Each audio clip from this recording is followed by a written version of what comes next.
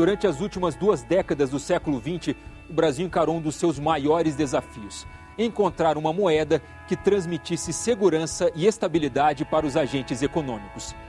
Caso fosse um roteiro de cinema, este seria repleto de incertezas, reviravoltas, avanços e retrocessos e uma única esperança que finalmente alcançamos em 1994: derrotar um dragão nada mitológico que nos consumia na vida real: o tormento da inflação. No Repórter Senado de hoje, um breve resumo de 50 anos da economia brasileira, tomando como ponto de partida a crise financeira mundial iniciada em 2008, fazemos uma viagem ao passado e retornamos ao presente, relembrando como chegamos até aqui ainda lutando contra a inflação. Veja em Moeda Brasileira, com Glauciene Lara.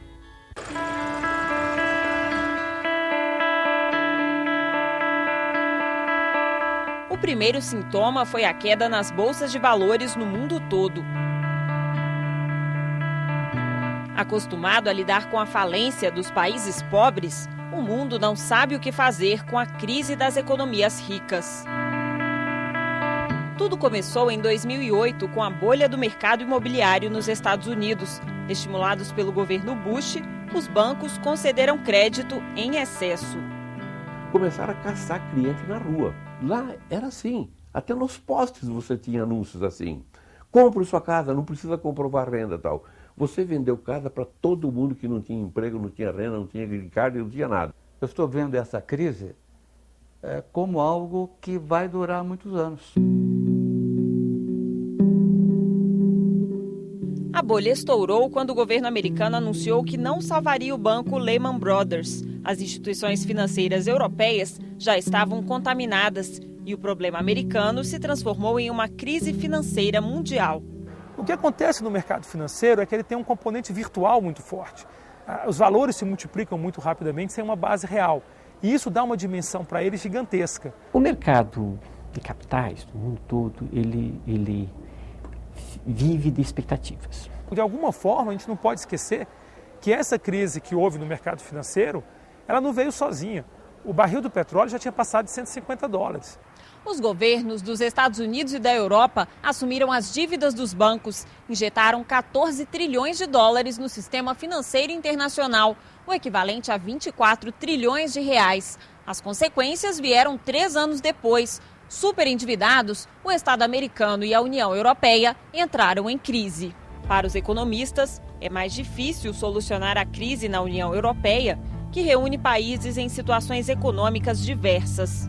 Se a inflação em Portugal é maior do que na Alemanha, Portugal não consegue vender produto para a Alemanha e os alemães começam a invadir Portugal com produto. O mundo não tem estrutura. Pelo menos na década de 80, 90, nós tínhamos o Fundo Monetário, que paulatinamente pegou experiência nessa área.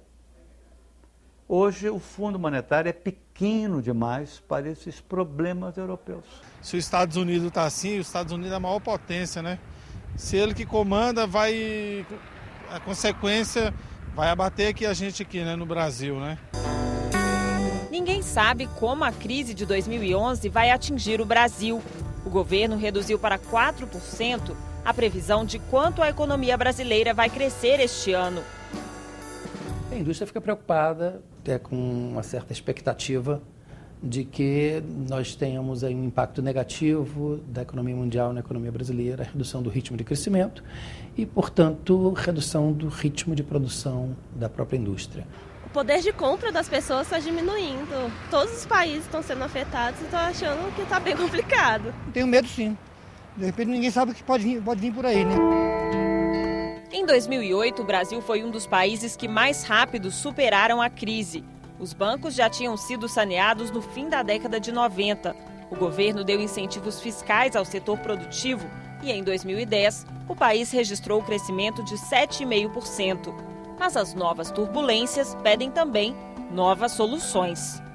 Para o ministro da Fazenda, Guido Mantega, hoje o país tem mais condições de enfrentar a crise do que em 2008. Em 2008 nós tínhamos cerca de 200 bilhões de dólares em reserva, hoje temos 352 bilhões aproximadamente. Se nós vamos para a capitalização do sistema financeiro, dos órgãos que praticam o crédito no Brasil, a capitalização também é muito melhor do que aquela que nós tínhamos lá em 2008. Por outro lado, vamos ser francos, você tem um déficit em conta corrente de 50 bilhões, e se você tem reservas de mais ou menos 300, se estancar a conta de capital, você tem dinheiro para 6 anos. É pouco. Você tem 350 bilhões de reservas. Tenho. Mas qual a dívida externa do país? Em torno de 400 bilhões. É maior que as reservas. As reservas são minhas? Claro que não. Cerca de 70% das reservas brasileiras, 250 bilhões de dólares, estão em papéis da dívida americana. É o valor que os Estados Unidos devem ao Brasil. Mas o que mais preocupa os economistas é a China. O país que hoje move a economia mundial é também o principal credor dos americanos. O mundo terá problemas porque hoje a economia chinesa é a locomotiva do crescimento mundial. O Brasil, que vem mantendo superávit de balança comercial com exportações, vai e já começou a passar de superávites a ter déficits em balança comercial e déficit na balança de pagamento. A gente vive numa situação crítica e delicada. Eu creio que o Brasil tem que fazer hoje é: vamos aproveitar que a gente ainda não está com uma crise e vamos tentar controlar gastos o mais possível. Se o governo não estiver atento, tomando as providências que são necessárias, com certeza nós poderemos entrar num período muito difícil da economia. O governo diminuiu o crédito, cortou despesas, reduziu os concursos e nega aumento de salário a funcionários públicos. Os ministros da área econômica também pediram apoio do Congresso para evitar a aprovação de despesas. Mas o Congresso não cria despesa sozinho. Vem do governo pedido para aumento de despesas, nem sempre destinadas àquilo que me parece prioritário, que é basicamente investimento em infraestrutura, em educação e saúde. Em tempos de crise, o mercado interno é a grande aposta do setor produtivo. O grande ativo da economia brasileira hoje é, sem dúvida nenhuma, o dinamismo do mercado interno. É um mercado em expansão, com classes de renda sendo incorporadas a um mercado consumidor, e isso alavancou muito o nosso ritmo de crescimento na década passada. A gente consegue visualizar, perceber claramente que todos os instrumentos econômicos, monetários, fiscais do governo estão bem alinhados e em equilíbrio. Mas os economistas recomendam precaução nas compras. É hora de aumentar a responsabilidade.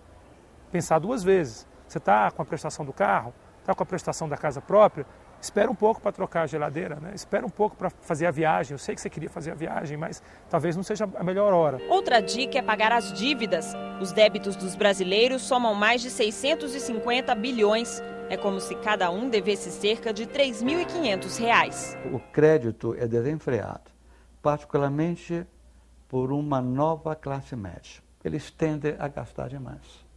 É ruim. Meu Deus, mas para que tanto dinheiro? Dinheiro só pra gastar. Até pouco tempo atrás, o brasileiro ouvia essa palavra e dizia: isso é coisa do passado. Mas as turbulências do cenário internacional e alguns gargalos da economia interna fizeram ressurgir o medo da inflação. No supermercado... Eu acho que tá meio salgadinho, né? As frutas aumentaram muito, né? Aí a gente tem que fiscalizar, caçar o mais barato para ver se compra mais, né? Em casa... Nós contratamos ela, tá, num salário X, que era no valor de R$600, e depois de 4 meses ela nos pediu um aumento. Né? Então a gente conversou e chegamos a um aumento para R$700, né? E fora a passagem, né? O valor da passagem a gente dá por fora. No salão de beleza... Eu pagava 16 pé em mão. Hoje está em torno de 25, 30 reais, dependendo do salão. Nossos preços deram uma aumentada em relação ao passado, né? Quase tudo aumentou, né? Aluguel, principalmente, a gente que vive de aluguel, empresário que vive de aluguel, sabe como é que é difícil. Patrões, empregados e consumidores têm a mesma percepção. Os preços subiram. O brasileiro já está ficando meio acuado, né? Alimentos e serviços, como cabeleireiro e a manicure, foram responsáveis pelo aumento da inflação nos últimos 4 anos, de acordo com um estudo do IPEA, o Instituto de Pesquisa Econômica Aplicada. E quando o assunto é inflação, o brasileiro conhece bem. Quando o preço aumenta, né? Essa subida de preço aí todo dia, né? A inflação ela é definida como um aumento generalizado dos preços da economia. Você teme a inflação? Bom, quem é que não teme, né? Se aumentar, todo mundo tá lascado. Segundo o economista Tiago Sevilhano, o mercado brasileiro acompanhou a alta dos preços internacionais. Tivemos um movimento internacional de alta dos preços dos alimentos, das commodities em geral, mas principalmente dos alimentos, que é causado pelo quê? Tiveram fatores climáticos de produção, mas o mais importante é o aumento da demanda dos países de desenvolvimento, especialmente a China. Dinheiro é um pedaço de papel. Dinheiro é um pedaço de papel. O crescimento da renda do brasileiro também provocou a subida dos preços. A classe média já tem 95 milhões de pessoas, metade da população do país. Eu acho que aumenta o salário, as coisas aumentam muito, mas o poder aquisitivo da população também melhora bastante, né? Quem gastava 50, hoje gasta 100. O perfil do cliente melhorou, né? O pessoal está gastando um pouquinho mais do que gastava no passado. Então, pessoal, quem fazia um serviço está fazendo 2 ou 3, então... E serviço também um pouco diferente, né? O pessoal fazia só unha, hoje faz unha, cabelo, faz até massagem, que é uma área que a gente tem, então tá bem diversificado. De acordo com o estudo, a inflação só não foi mais alta porque as tarifas controladas pelo governo, como conta de luz, telefone, combustíveis e transporte público, se mantiveram estáveis. Além disso, bens de consumo duráveis, como eletrodomésticos e carros, caíram de preço. Hoje os bancos estão muito rígidos na aprovação, tudo mais, as taxas estão um pouco mais elevadas também. Isso aí fez com que os preços tivessem uma redução bastante. Hoje tem muitos bônus, muitos descontos de veículo para poder uma coisa compensar a outra. Alimentos e serviços mais caros, bens duráveis mais baratos. Um padrão de consumo que segue o perfil dos países desenvolvidos. Tendemos a caminhar nessa direção. Por exemplo, vou dar um exemplo que eu acho que é simples de entender. Nos países mais desenvolvidos, é mais difícil as pessoas serem empregado doméstico em casa, porque custa caro. A escalada dos preços faz a inflação ficar mais longe da meta estabelecida pelo Conselho Monetário Nacional. O CMN, órgão máximo do sistema financeiro, fixa a meta de inflação que será perseguida pelo BC nos próximos 2 anos. Este ano, a meta é de 4,5%. Com uma tolerância de até 2%. Mas nos últimos 12 meses, a inflação ultrapassou o limite, fechou acima de 7%. O mercado estima que até o fim do ano, o índice vai ficar próximo do teto de 6,5%. A previsão do governo é mais otimista, 5,7%. Olhando para trás, ela está alta. Se você somar 12 meses para trás, está alta.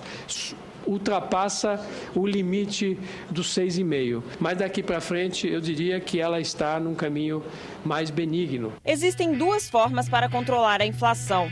Uma é a política fiscal, o ajuste dos gastos públicos. Há um crescimento muito grande de gastos correntes e pouco ainda nos investimentos. Nós precisamos de investimentos para melhorar a nossa infraestrutura, um dos pontos carentes que afeta a nossa competitividade. Este ano, o governo bloqueou 50 bilhões de reais do orçamento. A medida é para aumentar o superávit primário, o saldo das contas públicas, usado para pagar os juros da dívida. Eu tenho meu salário, R$1.000 é meu salário, e eu gasto R$600 por mês no meu dia a dia de vida e gasto R$500 por mês pagando juros para os meus credores. O que eu chamaria de resultado primário meu vai ser a diferença de 1.000, que é o que eu ganho, e 600, que são os que eu gasto não financeiro. O que eu pago de juros eu excluo dessa conta. Tá? Isso é um indicador muito usado para analisar a situação de países. Isso vem garantindo uma certa tranquilidade para o setor público. Os juros estão me custando 250 bilhões, já está passando disso. Ora, 250 bilhões de reais é o quê? É 5 vezes o que eu gasto na saúde? Ou o que eu gasto na educação? Por ano são o quê? 10 trem-bala, coisa assim. Ou seja, o dinheiro vai para pagar juros.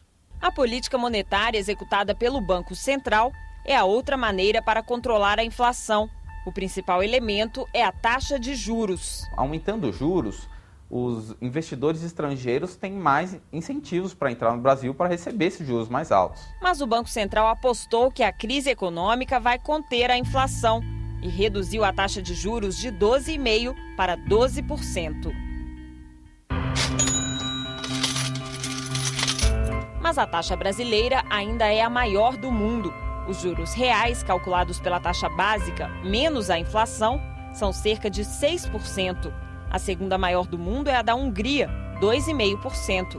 Os Estados Unidos têm taxa zero, mas o Tesouro Americano decidiu elevar os juros a 0,25% até 2013. O governo, quando paga juros altos, você não tem como pagar juros, você emite mais papéis. Hoje a sua dívida passou de 2,5 trilhões, a dívida do Tesouro. Se em vez de 6,5% nós tivéssemos taxa de juros 3%, isso significa a gente economizar por ano mais de 100 bilhões. Além de reduzir os juros, o governo também aumentou os impostos sobre o capital financeiro. A medida já teve efeitos no câmbio. O dólar subiu. Ruim para os brasileiros que viajam ao exterior, bom para os exportadores e para a indústria nacional. Com certeza, o nível de câmbio não é o adequado, não é o almejado pelo setor industrial. Nós precisamos de uma taxa de câmbio que desse maior competitividade aos nossos produtos. Para controlar a inflação, além de lidar com toda essa engenharia econômica, o governo ainda tem outro desafio: a indexação de alguns setores da economia, como aluguéis, energia elétrica e transporte público. O que é indexação? É quando os preços do presente refletem os preços do passado. Nos anos 80, isso era generalizado para a economia como um todo. Qualquer contrato formal continha uma cláusula de indexação.